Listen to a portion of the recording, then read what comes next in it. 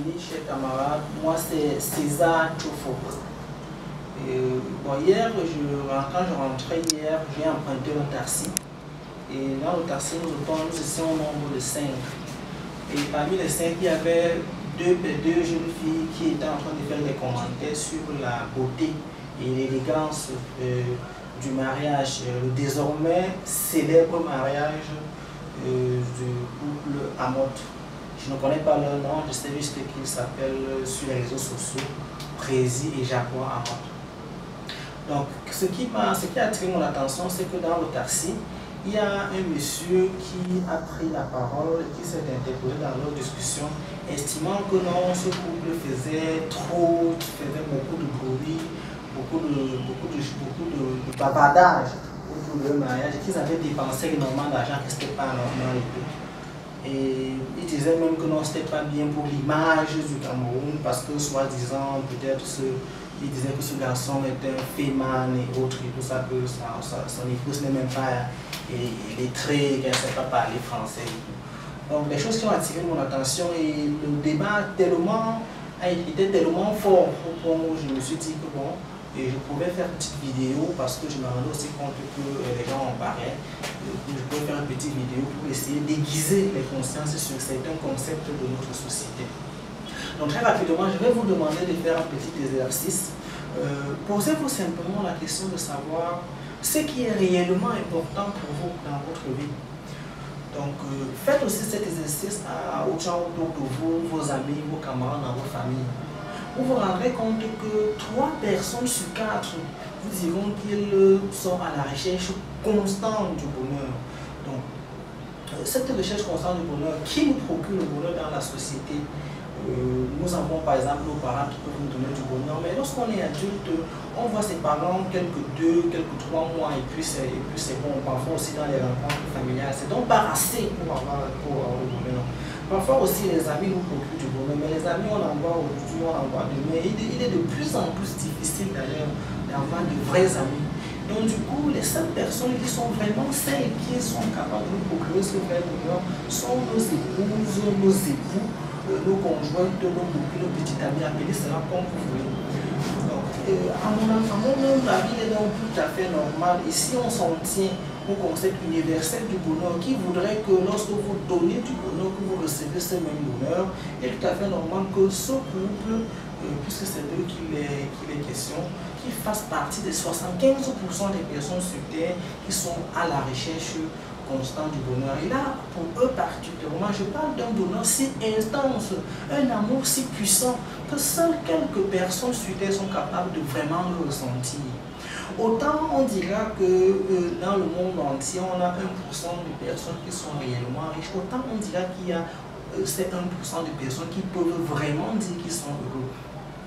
Et justement, parlant de cela, de cette différence-là, je vais enchaîner pour faire plaisir à certains intellectuels en citant Einstein, lui qui disait que si vous comparez l'intelligence du chien à sa capacité à pouvoir nager, alors à coup sûr, on est d'accord, le poisson est plus intelligent que le chien.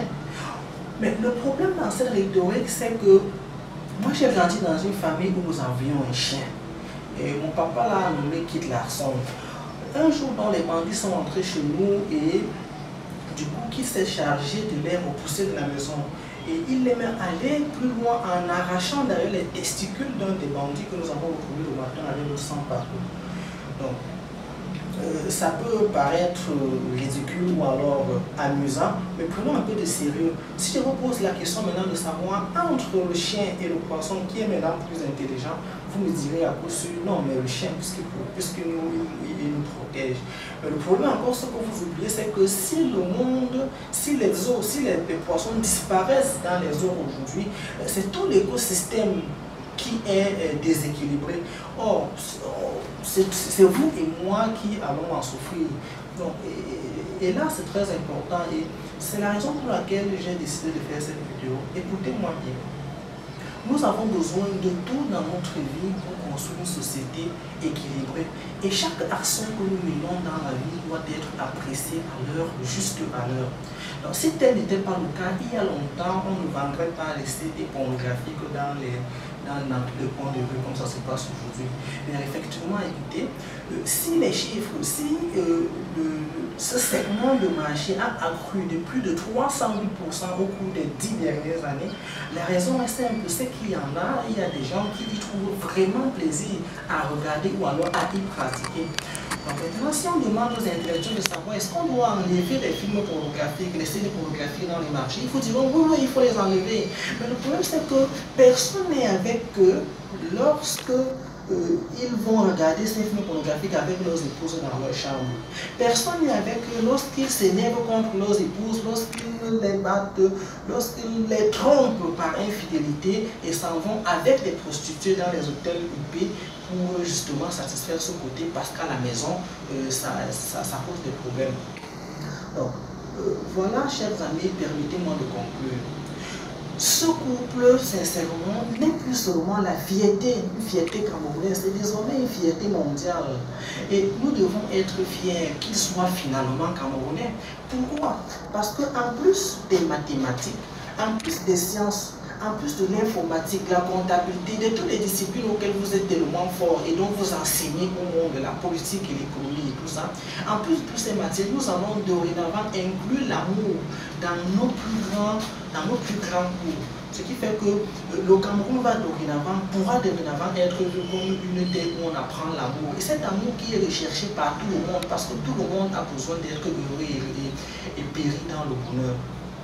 Donc ce n'est donc pas une question d'argent ou une question de bavardage ou une question de fémania. Non, c'est loin de là. C'est une question de bonheur et d'amour. Et vraiment, je vous le dis, et je perds mes mots, en termes de bonheur, ils sont vraiment peu en avoir et tout le monde a sa définition du bonheur.